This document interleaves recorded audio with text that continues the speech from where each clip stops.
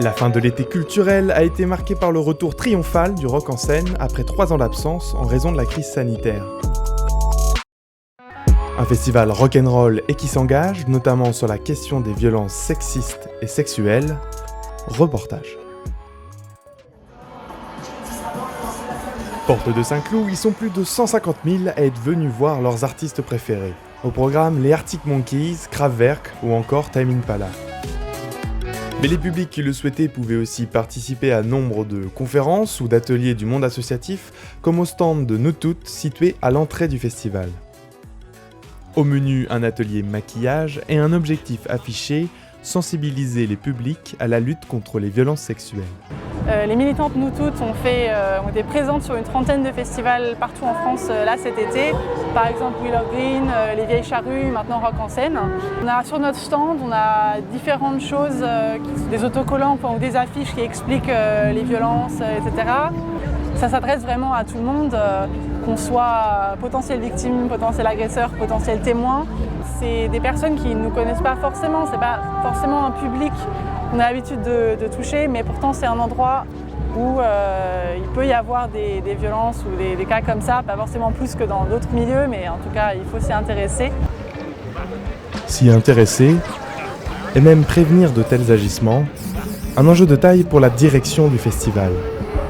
Sur le terrain, on a le collectif Nous Toutes qui vient faire de la prévention et de la sensibilisation. Donc elles ont un stand, elles font des maraudes et elles vont discuter avec les festivaliers et les festivalières. Voilà, c'est quoi le consentement, comment on peut aider une personne victime, quels sont les mots qu'il faut choisir, comment réagir.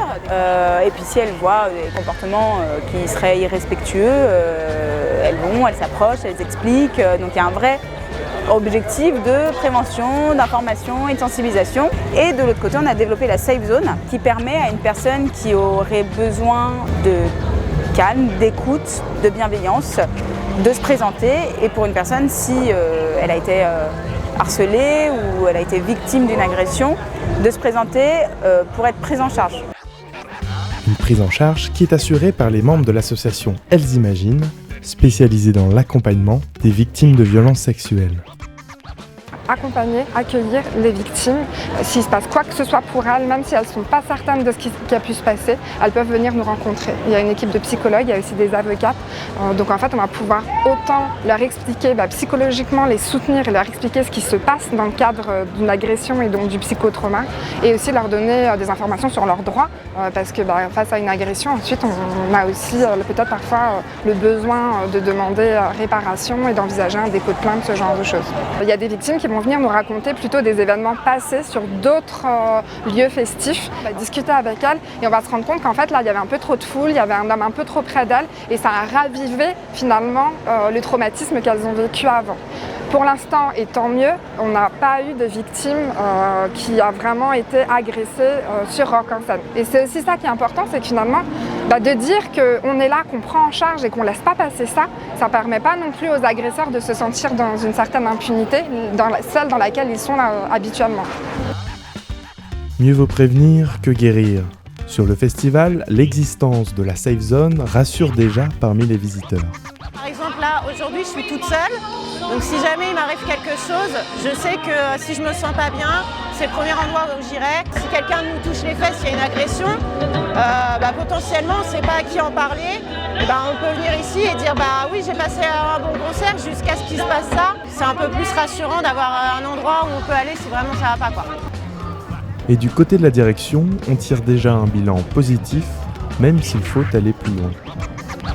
Pour moi, la Safe Zone, c'est pas un test, c'est quelque chose qui maintenant devra être présent chaque année, qui est essentiel, qui est primordial, qui est important, malheureusement parce qu'on a des personnes qui potentiellement pourraient être victimes sur le festival. On est un festival d'envergure, nous rassemblons plus de 40 000 personnes par jour.